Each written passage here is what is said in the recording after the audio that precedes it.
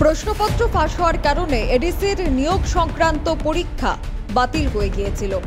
আবারও সেই বাতিল হয়ে যাওয়া এডিসির নিয়োগ সংক্রান্ত পরীক্ষা আজ সম্পন্ন হয় ৭০টি সেন্টারে। তবে ঠিক কতটুকু সাবধানতা এবং সতর্কতা অবলম্বন করেছে টিটিএডিসি সেটা প্রশ্নের মুখে। ৭০টি সেন্টারে সকল পরীক্ষার্থীরা এদিন এডিসির নিয়োগ সংক্রান্ত পরীক্ষা সম্পন্ন করে। Bureau report, social Bangla. ADC পরিচালিত সাব জোনাল ডেভেলপমেন্ট অফিসার এবং কিছু আছে ডেপুটি প্রিন্সিপাল অফিসার, এগুলি পরীক্ষা আমাদের স্কুলে অনুষ্ঠিত হবে। সারা ত্রিপুরা রাজ্যে এই ধরনের ৭০টার মতো সেন্টার আছে।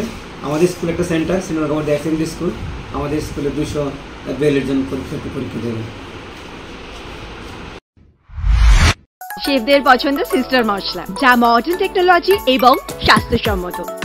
সিস্টার নিশ্চিন্তের প্রতীক।